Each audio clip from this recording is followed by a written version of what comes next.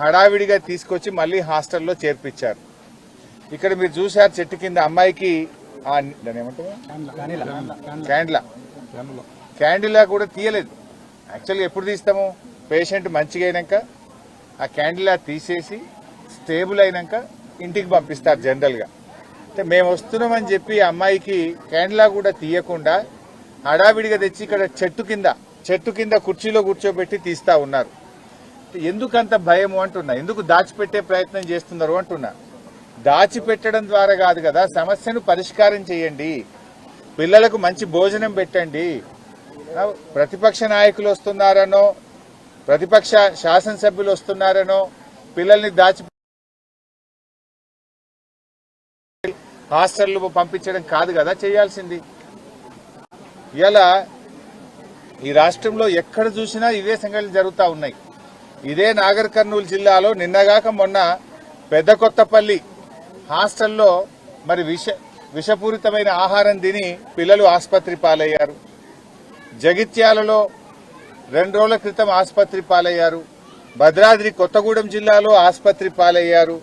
హుజూరాబాద్లో BC గురుకుల పాఠశాల పిల్లల్ని ఎలుకలు కొరికిన పిల్లలు ఆసుపత్రుల పాలయ్యారు. అంటే ఏంది, అన్నం పెట్టలేరు, ఎలుకలు కొరికేటట్టు పరిస్థితుల్లో పిల్లల్ని మీరు ఉంచదలుచుకున్నారా? రోజు అంటే ఏ రోజు పేపర్ చూసినా టీవీ చూసినా ఏదో ఒక చోట రాష్ట్రంలో కలుషిత ఆహారం తిని ఆసుపత్రి పాలైన పిల్లలు, ఎలుకలు కొరికి ఆసుపత్రుల పాలైన పిల్లలు, చనిపోయిన పిల్లలు అని చెప్పి మనం చూస్తా ఉన్నాం. 20 నెలల రేవంత్ రెడ్డి ప్రభుత్వ హయాంలో 100 మంది గురుకుల పిల్లలు చనిపోయారు. ఏం రేవంత్ రెడ్డి, నీ గుండె అంత రాతి గుండెనైంది? ఇంకెంతమంది చచ్చిపోతే నీ గుండె కరుగుతుంది అని నేను అడుగుతా ఉన్నా. 100 మంది పిల్లలు చనిపోయినా నీ గుండె గరగదా? ఈ పిల్లల గురించి నువ్వు పట్టించుకోవా? భావి భారత పౌరులైన ఈ పిల్లల భవిష్యత్తు మీద నీ ప్రభుత్వానికి ఉన్న చిత్తశుద్ధి ఇదేనా? 3 లక్షల కోట్ల బడ్జెట్ ఉన్న ఈ రాష్ట్రంలో ఈ ఎస్సీ ఎస్టీ బీసీ పిల్లలకు కడుపు నిండా అన్నం పెట్టడం నీకు చేత కాదా? గత సంవత్సరం కూడా ఇట్లే జరిగింది. బీఆర్ఎస్ పార్టీ గురుకుల బాట బట్టి ప్రభుత్వం మీద ఒత్తిడి పెంచింది. అసెంబ్లీలో మేము మాట్లాడాం. రేవంత్ రెడ్డి గారు అప్పుడు ఏం మాట్లాడిండంటే, ఇక ముందు గురుకుల పాఠశాలల్లో ఎక్కడైనా కలుషిత ఆహారం పెడితే పిల్లలు ఆసుపత్రి పాలైతే సంబంధిత అధికారులు జైలుకే అని చెప్పి బాలల దినోత్సవం నాడు ప్రగల్భాలైతే బలికిండు రేవంత్ రెడ్డి. ఇక ముందు నాదే బాధ్యత, నేనే ఈ గురుకులాలను స్వయంగా సమీక్షిస్తా, నేనే చూసుకుంటా అని చెప్పి చెప్పిండు. మరి నువ్వు చూసుకుంటే ఏమైంది నాయన? ఇవాళనేమో నాగర్ కర్నూలులో బీసీ గురుకులంలో అయింది, నిన్న పెద్ద కొత్తపల్లిలో అయింది, మొన్న జగిత్యాల్లో అయింది, మొన్న హుజూరాబాద్లో ఎలుకలు కొరికినాయి, భద్రాద్రి కొత్తగూడెంలో పిల్లలు దవాఖాన్ల పాలైపోయినారు. ఏంది అసలు? నువ్వే విద్యాశాఖ మంత్రివి, నీ సొంత జిల్లా మహబూబ్ నగర్, నీ జిల్లాలో నువ్వు విద్యాశాఖ మంత్రిగా ఉన్న నీ శాఖలోనే రోజు ఒక సంఘటన జరుగుతూ ఉంది. ప్రతిరోజు కూడా పిల్లలు ఆసుపత్రుల పాలైతా ఉన్నారు. 100 మంది చచ్చిపోయింది. ఇంకెంతమందిని చెప్తావు నువ్వు? ఇంత బాధ్యత లేదా నీకు? పట్టింపు లేదా? అరే, అందాల పోటీలు పెడితే ₹1,00,000 ప్లేట్ భోజనం పెట్టినావు. ఈ పిల్లలకు 100 రూపాయలు పెట్టి కడుపు నుండి అన్నం పెట్టే శాతం అయితే లేదా? అందాల పోటీలు జరిగితే అందాల భామలను చూడడానికి 5 సార్లు పోయినావు. మరి ఈ పిల్లలు దవాఖాన్లలో పడుతుంటే ఈ పిల్లల్ని చూడడానికి నీకు టైం దొరకదా? అందాల భామల దగ్గరికి ఉరుకురికి పోయినావు, 5 సార్లు పోయినావు. ఈ బీసీ ఎస్సీ ఎస్టీ పిల్లలు దవాఖాన్లలో పడుతుంటే ఈ పిల్లల్ని చూడాలి, ఈ పిల్లల్ని పరామర్శించాలి, ఈ పిల్లలకు ధైర్యం చెప్పాలి, ఈ పిల్లలకు కడుపు నిండా భోజనం పెట్టాలి, సంబంధిత బాధ్యుల మీద చర్య తీసుకోవాలని సోయి లేదా నీకు అని నేను అడుగుతా ఉన్నా. ఏంది అసలు నువ్వు చేస్తున్నది? ఇప్పుడు కేసీఆర్ ఆనవాళ్లు మారుస్తా అన్నావు. ఏం మారుస్తావు నాయన? ఆనవాళ్లు మార్చుడంటే గురుకులాల నుంచి టీసీలు తీసుకొని బయటకు పోవుడా? ఆనవాళ్లు మార్చుడంటే గురుకుల పిల్లల్ని పొట్టన పెట్టుకోవడమా? ఆనవాళ్లు మార్చుడంటే గురుకుల పిల్లల్ని రోజు దవాఖాన్ల పాలు చేయడమా? కేసీఆర్ గారు ఉన్నప్పుడు 284 గురుకులాలుంటే 1023 గురుకులాలకు పెంచిండు. కేసీఆర్ గారు 1,60,000 మంది పిల్లలు చదువుతుంటే తన హయాంలో ఈ పిల్లలను గురుకుల పాఠశాలల్లో 6 లక్షల మందికి పెంచాడు. గురుకుల పిల్లల్ని డాక్టర్లుగా, ఇంజనీర్లుగా తయారు చేశాడు కేసీఆర్ గారు. గురుకులాల ఖ్యాతిని ఎవరెస్ట్ శిఖరములంత ఎత్తున నిలబెట్టిండు కేసీఆర్. రేవంత్ రెడ్డి వచ్చిన తర్వాత ఈ గురుకులాలను అధోగతి పాలు చేసినాడు, ఆగం చేసి పడేసిండు గురుకులాలను. ఈయనేదో ఇంటిగ్రేటెడ్ స్కూళ్లు పెడతా, ఏమో స్కూళ్లు పెడతా అన్నాడు. ఇవాళ ఒక ఇటుక పెట్టింది లేదు, ఒక టెండర్ పిలిచింది లేదు, 2 ఏళ్లైనా ఒక స్కూల్ కట్టింది లేదు. కానీ ఉన్న గురుకులాలను ఆగం పట్టిస్తుండు. ఉన్న గురుకుల పిల్లల్ని ఇవాళ అన్నం పెట్టకుండా ఏడిపిస్తున్నటువంటి పరిస్థితి ఉన్నది. ఇప్పుడే ఒక అమ్మాయి, ఏం పేరు, ఒక తల్లి కలిసింది, రూప, బండాయిగుట్ట గ్రామము కొల్లాపూర్ అని చెప్పింది. వాళ్ళ బిడ్డ ఇంటర్మీడియట్ 2nd ఇయర్ అవుతుందట. ఆ బిడ్డను తోలుకపోతానని వచ్చింది.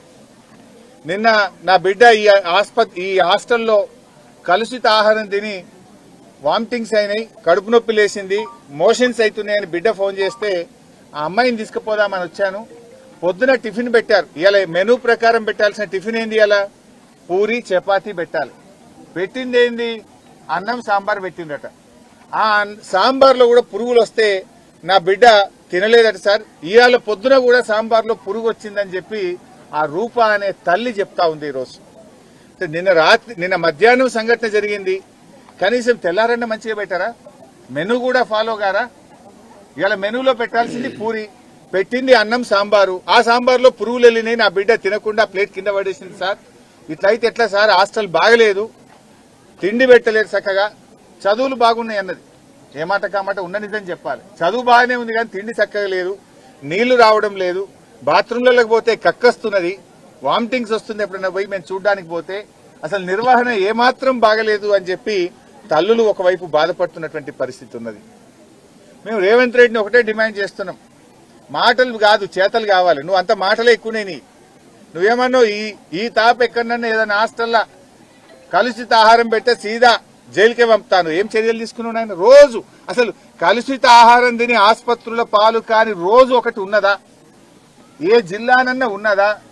ప్రతి జిల్లాలో ప్రతిరోజు యాన్నో కాడ 100 మంది పిల్లలు దవాఖానలు పడుతున్నారు. అరే ఈ అన్నం పెట్టే చేత కాదా? అంటే అధికారులు నీ మాట వింటలేరా? లేదా నీకే పిల్లలంటే పట్టి లేదా? ఏంది? నువ్వేమన్నావు? కలెక్టర్లు పోతారు, హాస్టళ్లలో పండుకుంటారు, కలెక్టర్లు దగ్గర. హెడ్ క్వార్టర్స్ ఇది, నాగర్ కర్నూలు హెడ్ క్వార్టర్ లో పక్కనే కలెక్టర్, ఈ పక్కనే మెడికల్ కాలేజ్. ఇక్కడ 111 మంది పిల్లలు ఆసుపత్రి పాలైండ్రు. ఇది పూర్తిగా నిర్లక్ష్యం. కేసీఆర్ ఆనవాళ్లు మారుస్తా అనే పేరు మీద కేసీఆర్ పెట్టిన గురుకులాలను ఆగం పట్టించే కార్యక్రమం చేస్తున్నాం. గురుకులాలను ఆగం పట్టడం అంటే 6 లక్షల మంది పిల్లల భవిష్యత్తును ఆగం పట్టడం. ఈ పిల్లల జీవితాలతో నువ్వు చెలగాటమాడుతున్నావు. ఈ పిల్లలు కడుపు నిండా తిని బాగా చదువుకునేటువంటి యుక్త వయసులో ఉండేటువంటి పిల్లల్ని నువ్వు ఆగం పట్టిస్తున్నావు. ఇవాళ ఈ హాస్టల్లో కూడా అంతా ఇంటర్మీడియట్ పిల్లలు, intermediate 1st year 2nd year పిల్లలే 111 మంది ఈ కాలేజీలో, ఈ హాస్టల్లో ఇవాళ కలుషిత ఆహారం వల్ల వాంతులు, విరేచనాలు, జ్వరంతో, కడుపు నొప్పితో బాధపడతా ఉన్నారు. Is it the way handling the things? ఇప్పటికైనా మేము ప్రభుత్వాన్ని హెచ్చరిస్తా ఉన్నాం, సీరియస్ గా తీసుకోండి. పిల్లల భవిష్యత్తుతో చెలగాటమాడకండి. లేదంటే బీఆర్ఎస్ పార్టీ ప్రధాన ప్రతిపక్షంగా చూస్తూ ఊరుకోదు. ఎంత దూరమైనా నీ ప్రభుత్వం మీద పోరాడతాం. నువ్వు అసెంబ్లీ పెట్టమంటే నీకు భయం అవుతుంది, అసెంబ్లీ పెట్టే చేతనైతలేదు. 5 నెలలు అయిపోయింది, ఇంకా అసెంబ్లీ పెట్టలేవు నువ్వు. ఆ ప్రత్యక్ష పోరాటానికి మేము శ్రీకారం చుడతాం. మళ్లీ గురుకుల బాట పట్టాల్సి వస్తుంది. నేను ముఖ్యంగా హ్యూమన్ రైట్స్ కమిషన్ కూడా కోరుతా ఉన్నా, మీరు సూమోటోగా ఈ కేసును టేకప్ చేయండి. రాష్ట్రంలో మీరు ఏ పేపర్ చూసినా, ఏ టీవీ చూసినా ప్రతిరోజు పిల్లలు దవాఖానల పాలవుతున్నారు. హ్యూమన్ రైట్స్ కమిషన్ గాని, నేను రాష్ట్ర హైకోర్టు ప్రధాన న్యాయమూర్తి గారిని 2 చేతులు జోడించి అభ్యర్థిస్తా ఉన్నాను, దయచేసి సూమోటో కేసు టేకప్ చేయండి. ఈ ప్రభుత్వానికి మొట్టికాయలు వేయండి, ఈ ప్రభుత్వానికి డైరెక్షన్ ఇవ్వండి. పిల్లలకు నాణ్యమైన కడుపు నిండా భోజనం పెట్టే విధంగా డైరెక్షన్ ఇవ్వాలని చెప్పి నేను హైకోర్టు ప్రధాన న్యాయమూర్తి గారిని కోరుతా ఉన్నా, హ్యూమన్ రైట్స్ కమిషన్ కూడా కోరుతా ఉన్నా. సూమోటో ఈ కేసు టేకప్ చేసి పిల్లల భవిష్యత్తుకు భద్రత కల్పించండి, పిల్లలకు కడుపు నిండా అన్నం పెట్టండి అని చెప్పి నేను హైకోర్టును, హ్యూమన్ రైట్స్ కమిషన్ కూడా అభ్యర్థిస్తా ఉన్నాను. బీఆర్ఎస్ పార్టీ తరఫున కూడా కోరుతా ఉన్నాం, దయచేసి ముఖ్యమంత్రి గారు మాటలు మానండి, చేతల్లో చూపండి. నీకు రివ్యూ చేసే టైం దొరకలేదా? Are you so busy? 50 సార్లు ఢిల్లీకి పోయి నువ్వు ఎక్కే విమానం, దిగే విమానం. ఎక్కుడు దిగుడే తప్ప ఈ పిల్లల గురించి ఆలోచించావా? అంత బిజీ ఉన్నావా నువ్వు? 50 సార్లు ఢిల్లీ పోయేస్తున్నావు, సోనియా గాంధీ రాహుల్ గాంధీ అనుకుంటే తిరుగుతున్నావు. మరి ఈ పిల్లల గురించి ఎందుకు ఆలోచించవు? ఈ పిల్లల గురించి ఎందుకు రివ్యూ చేయవు? అంత సమయం నీకు చిక్కడం లేదా? సో వెంటనే రివ్యూ చేయండి. ఇది నేను మాట్లాడుతున్న ఒక నాగర్ కర్నూలు కోసం కాదు.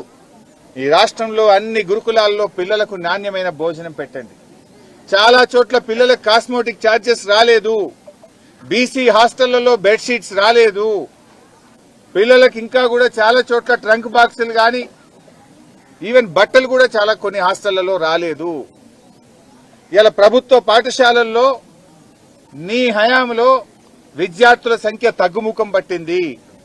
నీ ప్రభుత్వ వైఫల్యం వల్ల ఆల్ గవర్నమెంట్ స్కూల్స్ లో స్టేట్స్ లో రాష్ట్రంలో చూస్తే గత 2 సంవత్సరాల్లో విద్యార్థుల సంఖ్య తగ్గుతా ఉంది. ఆత్మవిమర్శ చేసుకో. రాజకీయాలుంటే ఎలక్షన్లప్పుడు చేసుకుందాం. కేసీఆర్ గారి మీదనో మా మీదనో కోపం ఉంటే మా మీద కేసులు పెట్టు, మమ్మల్ని ఇబ్బంది పెట్టు, భరిస్తాం, నో ప్రాబ్లం. కానీ ఆనవాళ్లు మార్చే పేరిట తెలంగాణ తల్లిని మారుస్తా, తెలంగాణ చిహ్నంలో కాకతీయ తోరణం తీస్తా, కేసీఆర్ పెట్టిన గురుకులాలను ఆగం చేస్తా, కేసీఆర్ నిర్మించినటువంటి ఆసుపత్రులను ఆగం చేస్తా, కేసీఆర్ కిట్టు బంధు పెడతా, బతుకమ్మ చీరలు బంధు పెడతా. ఇదేం పిచ్చి పని, తుగ్లక్ పనులు. State is first. ప్రజలు ముఖ్యం. ప్రజల కోసం ఆలోచించు, పిల్లల కోసం ఆలోచించు. నీ రాజకీయాల కోసం పిల్లల భవిష్యత్తుతో ఆడుకోవద్దు అని చెప్పి ఈ ప్రభుత్వాన్ని హెచ్చరిస్తున్నా.